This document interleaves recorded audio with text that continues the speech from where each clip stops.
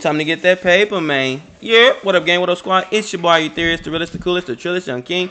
Only two platforms as we speak. Welcome back to the lit banger, gang. I'm sorry, I am burping like a motherfucker. We got fantastic hip hop back in the building, man. Every time I react to this, y'all fuck with it. So, you know, we're gonna run it. We're gonna run that back. Alright, man. It said how Kendrick Lamar just exposed Drake. Alright, now y'all know Kendrick got another diss this morning. 616 in LA. And you know, pretty much put the icing on the cake. You know what I'm saying? There's no coming back from that. Alright. So we're gonna go ahead and jump right into it, man. If you're new, subscribe, like the video, comment some more bangers. Y'all comment who y'all think is taking the dub. Is it Drake or is it Kendrick? Alright, let's go ahead and hear this what my boy got to say, man. Let's make this a little bigger. Yeah.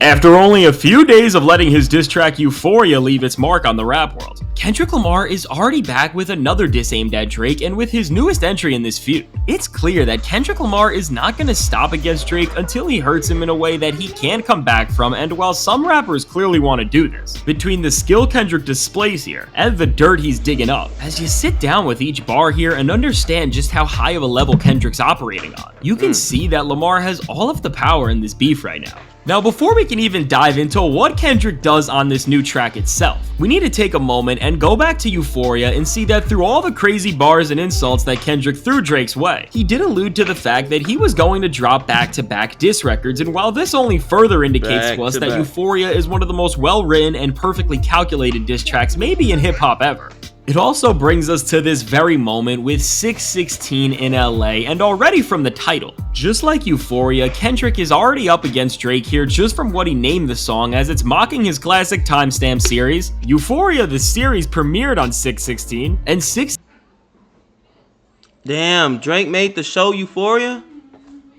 16 is also the birthday of the legendary Tupac, who has been heavily involved in this feud between Drake Bro, so Kendrick, I think, bro, this was all planned out from the jump. Kendrick took a long time to respond for this reason. He knew he wanted to drop at a certain time. He knew it was all preordained. Using a fake version of him on tailor-made freestyle, and Kendrick defending everything his legacy stood for on Euphoria, and beyond this, 616 is Father's Day, which is just another hilarious jab at Drake, and if this wasn't enough, it is also the time that everything with O.J. Simpson went down, so Kendrick is really not just humiliating Drake with his title, but once again he's defending the West Coast and preparing to just end his reign as a dominant artist and cultural centerpiece. Now, where Euphoria quickly amped up into a multi-layered, intense attack at Drake, Kendrick goes in a completely different direction here, as this cut only features one instrumental, and it's not intense or in your face at all, and matter of fact, the beat's actually quite beautiful, as it features a smooth soul loop from the one and only Al Green, and with Kendrick cooking Drake over a beat like this, it gives the entire track a completely different atmosphere, and when we look at the production of the song, there's even more layers beyond its sound because Drake's uncle actually played guitar for Al Green, and in addition to this, it's important to note that the guys behind the beat are one of Kendrick's go-to producers, Soundwave, but more significantly, Jack Antonoff, who is known for working with Taylor Swift, and again, by using a beat done by somebody so synonymous with Taylor Swift. This only adds another layer to things, as it's poking right back on everything that Drake said on Tailor-Made Freestyle. So with all this laid out, which already shows that every single move Kendrick is making in this feud is intentional and done in a way to just continue leveling up over Drake. When Kendrick gets to rapping on this track, we get the pleasure of seeing him just spit straight bars over this one-of-a-kind instrumental, and not just any bars, but of course, more lines that are aimed at Drake, but just like the sound of the song itself, Kendrick takes a different approach on all angles from his own performance. Now, as Kendrick kicks off this track, he's not immediately firing at Drake, but instead is focusing on the beef from his own perspective, and I think this is a brilliant thing to do because as Kendrick talks about how his personal life is not affected by this and that he is still at peace as a human being, he detaches a part of himself from all of this, and where Drake is constantly trolling and posting about what's going on in this feud, this seemingly shows the difference in their personality. Bro, he's giving the Omarion unbothered, but still like killing shit. Like, you know what I'm saying? That's what's probably mind-blowing to everybody, is that he's not all up in your face like Drake, you know, but he's still making his point. once again, as Kendrick just positions himself as an individual who is way more mature while Drake can't seem to grow up. Now, just because Kendrick alludes to the positive state that he's in, this doesn't mean this isn't a diss record, because right after the first few bars, Kendrick still tells us to question who he even is if he didn't go to battle against Drake, and from here, the king of the West Coast just cooks, as with straight bars and a super focused demeanor, he begins to come at Drake with an entirely new strategy, which isn't just to tell us things we already know about him and just spin it in a way that makes him look like an absolute clown, but it's to reveal to the public new things about Drake and his camp that try to tear him up from the inside. What's interesting is that Kendrick is taking a lot of the threats that Drake made and the games that he tried to play and is flipping them right back at him as in both push-ups and tailor-made freestyle. He was trying to rip up Kendrick from his own Top Dog Entertainment label and members like SZA, and beyond this, the West Coast as a whole. But this clearly didn't affect Kendrick, as he already settled the score about all this on Euphoria, but now, he is already on the offensive in this exact same way as here. Kendrick takes so many of the claims about what is going on behind the scenes in this beef and throws it all in Drake's face. Kendrick frames all of this in a super effective and impactful way, as he calls Drake a straight out liar and a horrible person, and talks about how he has involved the wrong people in this feud just to say something, as he specifically defends Anthony Tiffith, the CEO of Top Dog, and also Cash, who is the Weeknd's manager who Drake dissed on push-ups. And from here, after pulling all the people who seemingly have nothing to do with any of this feud other than to distract Drake from fully going at Kendrick, Lamar comes at him with another power play as he reveals that his own team and label OVO may be working for him, and that because of the way Drake acts and treats the people around him, the people who he calls his family actively despise him and feed information to his biggest rivals, as deep down in— That's crazy. When he said that, I was like, that's crazy. Because all the things that he was saying, I'm like, bro, you have to have somebody on the inside to know these things.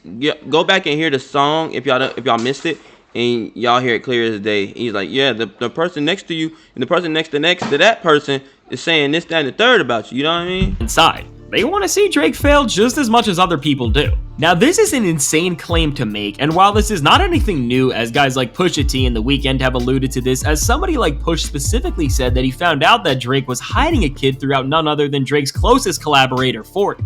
As many people, including Drake himself, suspected that Kanye told Push about this and that he was using 40 as a cover-up, as Ye did know this as well. None of these claims were ever able to be proven, but now with Kendrick coming at Drake with the same angle, it seems like the truth about the disaster that is OVO is finally coming to full force, and after The Weeknd just sang about how OVO has leaks in their operation on the Metro Boomin and Future track All to Myself, it seems like everything is finally getting connected as Kendrick puts the final pieces of the puzzle together once and for all. Now, Kendrick does not stop here as he continues to reveal more and more about Drake, as he seemingly confirms that Drake paid people to dig up dirt on him, and all he did by doing this was lose money, as Kendrick's skeletons were already revealed on Mr. Morale, and besides— Bro, damn, I mean, it's smart how he did the Mr. Morale. Now, I don't think he knew he was going to have some beef, but a lot of the times, bro, it's I can't remember how it was said, but on Game of Thrones, the little man was like, he was calling Jon Snow a bastard, right? Because he didn't, bastard means your mom, your dad cheated on his wife and had a baby with somebody else. Anyway, he was like, wear it like armor, therefore no one can hurt you. You know what I'm saying? So Kendrick, wanted to be real with his fans and put all his business out there. So therefore nobody can say anything because he already said it. Bro, he pulled a fucking Eminem on Papa Doc. You don't know what I've been through, but I know something about you. Like, you know what I'm saying? I am a fucking bum. I do live in a trailer park with my mom. You know what I mean? So that's pretty much what happened. And now Drake's looking like Papa Doc. You don't got nothing to say. Look. And put the mic down. That. Lamar says himself, I'm sorry that I live a boring life, I love peace, but of course in the next bar, lets Drake know that he'll still go to war with him and destroy everything he stands for. Now, pushing all this momentum into an amazing finale, Kendrick takes both of these angles and wraps them together to continue to just stomp on everything that Drake represents, as he raps about how he is not the smart leader that he thinks he is, and that all the attempts at spreading misinformation throughout false reporting, and as Kendrick confirms, actual automated bots in comment sections on social media have not just worked against him. But at this point, he really needs to worry about what is going on in his own camp, as Kendrick says one of the biggest leakers is right next to him and two more are tired of his lifestyle. And while we don't know who specifically Lamar's talking about, we can assume that one of these supposed leakers has to be 40 and that another one is definitely— He's still friends with this nigga after he done leaked about his son. That's crazy. Beam, who is allegedly one of Drake's ghostwriters, and as Kendrick called him out by name on Euphoria. Seems like maybe he knows something about him specifically that will come to truth if Drake decides to continue this feud. Now, closing out this track, Kendrick talks about how Drake is playing dirty, he can no longer hide behind his phone and memes, and it is time to think about who he really surrounds himself with as he leaves him with the bar. Before you figure out you're not alone, ask what would Mike do? Which is an insane way to end this track, as once again, Kendrick has alluded back to this connection of Drake being Michael Jackson that we can see now. He really pushed Drake into playing into as it's helping him here. But beyond just referencing the iconic MJ line, he is also talking about the fact that Michael Jackson had some serious trust issues with everyone around him at a point in his career. So when we look at 616 in LA in the grand scheme of this beef, I think this was another great move for Kendrick as it perfectly complements Euphoria as with the first track. It almost seemed like an overview of everything wrong with Drake and why this beef is at this point in the first place, where here, it feels like Kendrick is dissecting Drake's very strategy and is now laying out an entirely new set of cards to not just give him an advantage, but to confuse Drake and make him question how he is running his own operation. However you want to score this, Kendrick Lamar definitely gets another point with this song, and with two phenomenal diss tracks that offer us something so different both musically and crucial to the beef narratively. I don't know what Drake is going to say in response, because if everything Kendrick is saying is true, when this feud is all said and done, I don't know how Drake is going to walk out of this as the same man. So let me know your thoughts on 616 in LA, and who do you think is winning the beef overall right now?